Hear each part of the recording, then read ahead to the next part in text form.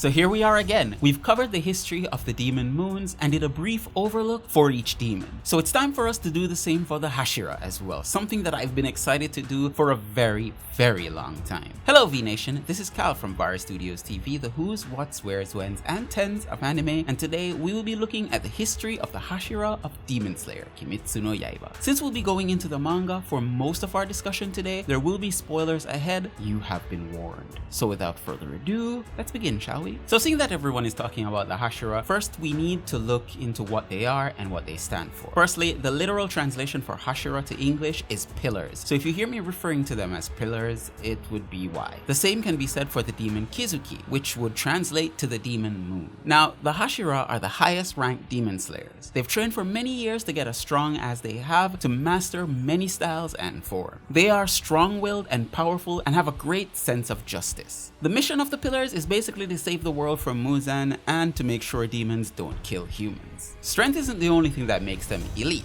They are respective leaders in their regions that they protect, and only second in command to their one and only leader, Kagaya, and later his son, Kariya. The Ubuyashiki family is an ancestral family to Muzan. They are cursed to die at a young age from an unknown disease due to Muzan becoming a demon and murdering many people. If they should kill Muzan, the death cycle would be broken and they would finally be able to live. Also, I'm not sure if it's pronounced Ubuyashiki or Yubuyashiki or something along that line. Someone in the comments can let me know. I'm a little drawn back as to the correct pronunciation of it, so I'll leave it on the screen. You guys do the rest. You guys really help me out. Now, every Hashira has their own breathing style, and some have created their own, like Breath of Love or the Breath of Insect. One thing is for sure though, there's always been a Hashira of flame and water since the very inception of the Hashira centuries ago. There are a few ways you can become a Hashira, but none of them are easy. First, you have to make it to the rank Kinoue, and I'll put on the screen the different ranks so you guys can see. Then accumulate at least 50 demons or kill one of the 12 members of the Kizuki. You can also become a Suguko, which is a successor of a Hashira like Kanao, who is a successor of Kane and Shinobu. There are two ways to become a Suguko. One would be you can apply for it, and the other, you can be chosen by a Hashira. Any one of these methods can take up to 5 years to achieve, and it requires the mental fortitude of a rock. Once you get accepted, then there's the training program you can enroll in. And I must say that if the demons didn't kill you, this training program will. Right after Nezuko was revealed to be a Sunwalker, Kagaya decided that it was time for all demon slayers, low and high rank, to undergo Hashira Training in an effort to make sure that everyone is much more effective in the upcoming war between demons and demon slayers. Special training sections are taught by each respective Hashira to strengthen the different senses or abilities. Known trainings include basic stamina training, flexibility, quick movement, sword skills, pounding, and muscle reinforcement training. Most demon slayers regard this training as a trip to hell, and only a few like Inosuke seems to greatly enjoy it and think that it's a way to improve. As a known rule, each Hashira has to take part in each other's training regimen to show that it's not impossible. This is also in an effort so that the Hashira themselves can develop their own demon slayer mark, which would greatly improve their own abilities and effectiveness during the upcoming war. A part of the demon slayer corps that hasn't really been talked about much are the kakushi. These guys are basically the cleanup boys for the demon slayers. They have little or no sword skills. They are responsible for not only cleaning but first aid and bringing the injured proper medical care. It is to note that not only demon slayers, including lower ranks, all have enhanced strength,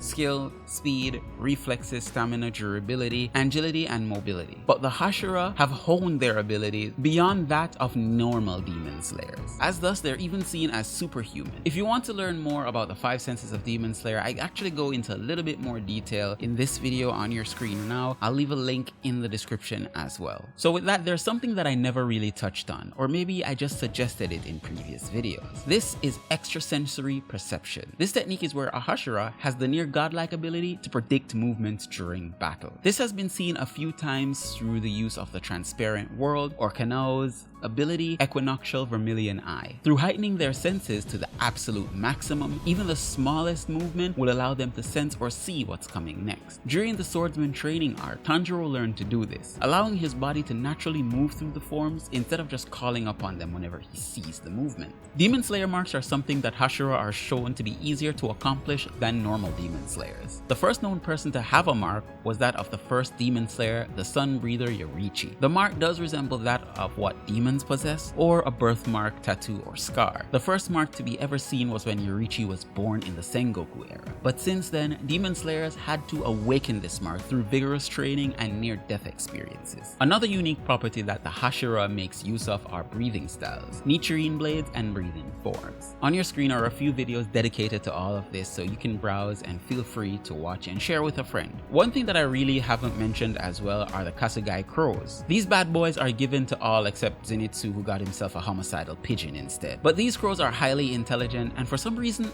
can talk. Very annoyingly, I might add. And they have annoying personalities as well. But once you pass your entrance exam, you do get one for yourself. Okay, so it's that time you've been waiting for. It's time to speedrun the Hashira timeline where I butcher everyone's name. So get ready with your fingers to type and tell me where I was wrong in the comments. Let's speedrun this. Let's get this out of the way from now. We don't really know who was first when it came on to the Hashira as it regards to Shinjiro, Jirogo, Kane, and Urokodaki. By age, I would say Jirogo.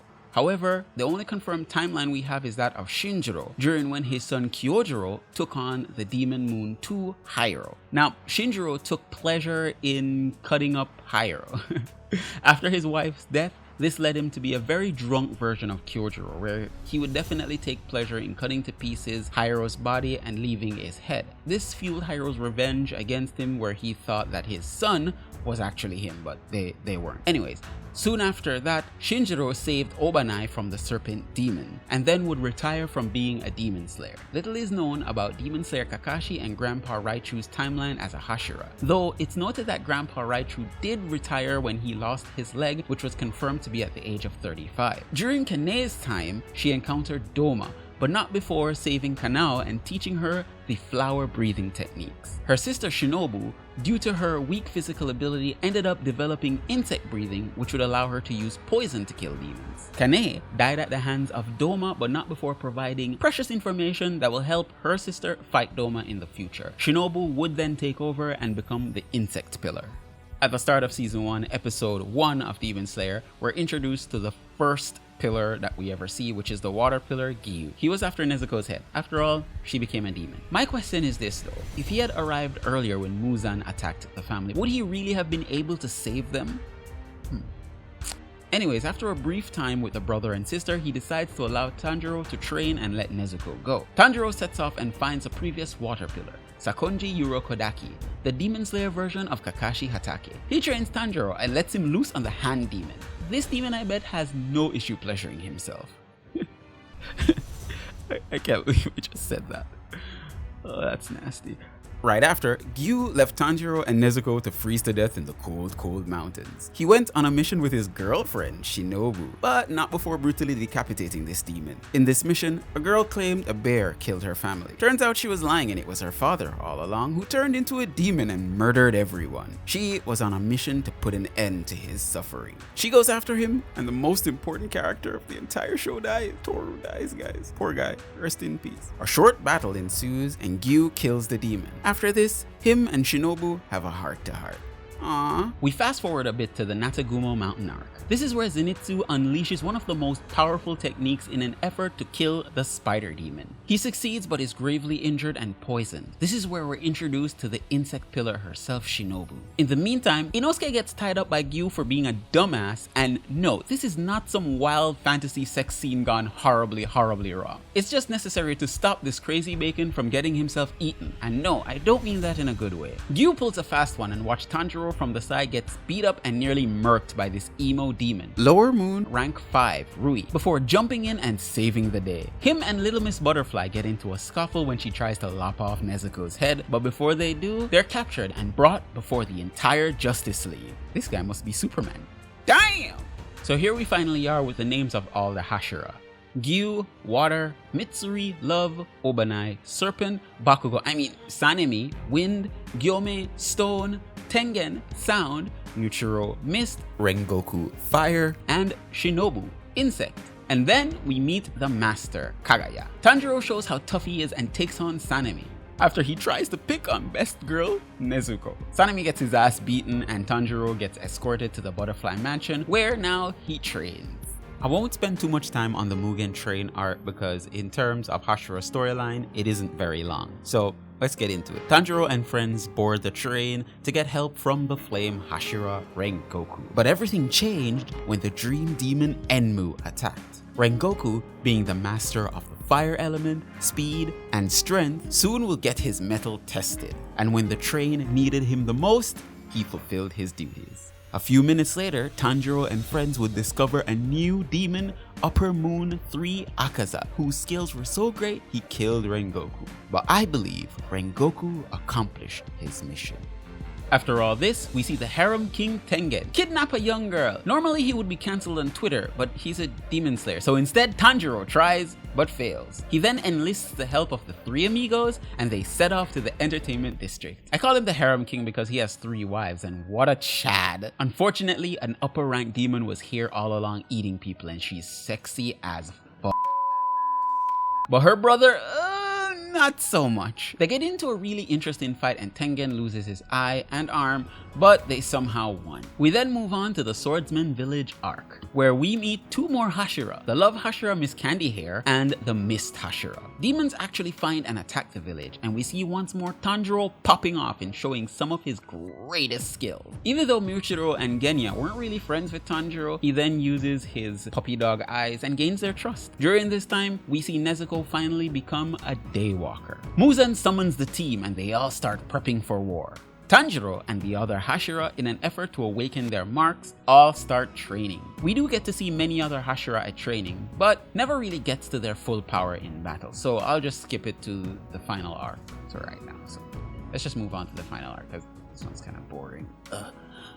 Alright, so the Demon Slayer War Arc begins, where Muzan gets trapped by Kagaya and his ex-girlfriend Tamayo, where they all blow up each other. They all get sent to the Infinity Fortress for a mini battle royale. In this corner, we have Tanjiro and Gyu versus Akaza. In the next corner, Shinobu, Kanao, and Inosuke face off with Doma. Here we have our opening fight, Obanai, Mitsuri versus Nakami. And finally, our premiere fight. Gyome, Sanami, Michiro, and Genya face off with Kokushibo number 1. After this all-out battle, they then face off with the main boss, the Demon King of Pop himself. No, not that one, the anime version. That one.